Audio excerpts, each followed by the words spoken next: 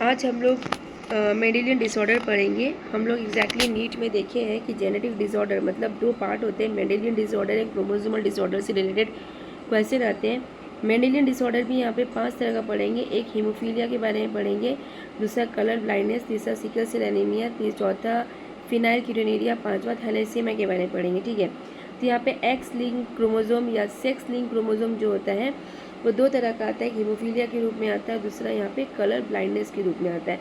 तो थोड़ा सा आके हम लोग डिटेल्स हीमोफीलिया के बारे में देखते हैं। हीमोफीलिया क्या होता है, वो सेक्स लिंक बोल सकते हैं रिसेसिव डिसऑर्डर है। ठीक है, इसका मतलब क्या है कि जो जीन है वो एक्स क्रोमोसोम पे ही इफ़ेक्ट होता है और इसकी वजह से मेल्स यहाँ पे सबसे ज़्यादा इफेक्टेड होते हैं। फीमेल जो होते हैं, मदर जो होती है स्पेशली, वो कैरियर के रूप में होते हैं। हीमोफीलिया का मतलब यहाँ पे होता है कि यहाँ पे ब्लड जो होते हैं वो क्लॉट नहीं कर पाते क्योंकि उसके अंदर क्लॉटिंग फैक्टर्स की डेफिशिएंसी होती है।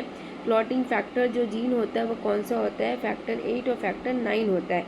अगर थोड़ा ध्यान से अगर आप लोग NCERT बुक खोलेंगे तो इसमें आपको मिलेगा। तो जीन होता है आपको जो दिया हुआ है हेमोफीलिया के अंदर, वो दिया है फीमेल का क्या होता है हम लोग जानते हैं, XX होता है, तो उसी पे रहेगा X capital H and X small h। यहाँ पे एक तरफ कैपिटल H होना और दूसरी तरफ स्मॉल h होने का मतलब यही होता है कि फीमेल क्या है, वो कैरियर है, उसके अंदर डिजीज़ नहीं है बट वो डिजीज़ को कैरी कर रहा है नेक्स्ट जनरेशन में ट्रांसफ़र करने के लिए। ओके, और जो मेल है वो भी capital X H and Y है। अब क्या होता है कि जब इन लोग का आपस में क्रॉसिंग होता है या फिर बोल सकते हैं एक्सचेंज ऑफ जेनेटिक मटेरियल होता है, तब यहाँ पे एक जगह ऐसा होता है जहाँ पे capital S X and small h और Y आता है, जिसके वजह से यहाँ पे मेल काफ़ी अफेक्टेड होते हैं। ठीक है, दूसरा हम लोग चलते हैं कलर ब्लाइंडनेस। कलर ब्लाइंडनेस भी एक इम्पॉर्टेंट सेक्स लिंक रिसेसिव आप बोल सकते हैं, जिसके अंदर हम लोग रेड और ग्रीन कलर को डिफ्रेंशिएट नहीं कर पाते हैं।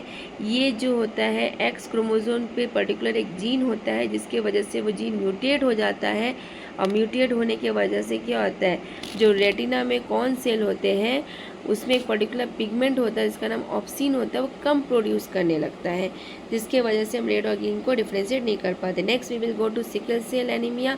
सिकल मतलब होता है हाफ मून शेप, यहाँ पे हो जाएगा। इसके वजह से क्या होता है कि हीमोग्लोबिन जीन जो होता है उसमें म्यूटेशन हो जाता है, HbA की जगह HbS हो जाता है। ठीक है, ग्लूटामिक एसिड जो होता है उसमें HbA होता है, वो म्यूटेंट होकर वैलिन बन जाता है और ये कहाँ पे होता है, ये बीटा ग्लोबिन चेन जो हेमोग्लोबिन का 6th पोजीशन पे होता है। ठीक है, नेक्स्ट हम लोग फिनाइलकीटोनुरिया के बारे में पढ़ते हैं।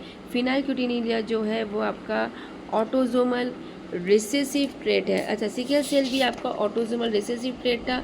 फिनाइलकीटोनुरिया के बारे में अगर हम लोग पढ़ते हैं तो फिनाइलकीटोनुरिया क्या हुआ, ये एक इनबॉर्न मेटाबॉलिक डिसऑर्डर है, जिसके वजह से क्या होता है, जो पर्टिकुलर एमाइनो एसिड होता है फिनाइल एलेनिन, वो टायरोसिन में कन्वर्ट नहीं हो पाता क्योंकि इसमें पर्टिकुलर एक एंजाइम होता है फिनाइल एलेनिन हाइड्रोक्सिलेज, वो इसके अंदर कमी रहता है, लैक्स रहता है, जिसके वजह से कन्वर्ट नहीं हो पाता और ये क्या होने लगता है, डिपॉजिट होने लगता है, जिसके वजह से मेंटल रिटार्डेशन ये सब दिखने लगता है। ओके, अब आते हैं थैलेसीमिया में।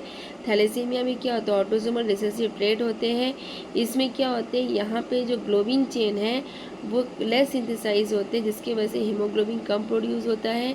ठीक है, जिसके वजह से RBC क्या होता है, छोटे हो जाते हैं, वीक हो जाते हैं, कम हीमोग्लोबिन प्रोड्यूस करेगा, ऑक्सीजन ट्रांसपोर्ट कम होगा। ठीक है, तो ये एक तरह का ऑटोसोमल रिसेसिव ट्रेट डिजीज़ इसको बोला जाता है। आई होप कि अगर ये आप लोग को अच्छा लगा है तो मैं आगे भी और वीडियोस कंटिन्यू करूँगी। Thank you very much.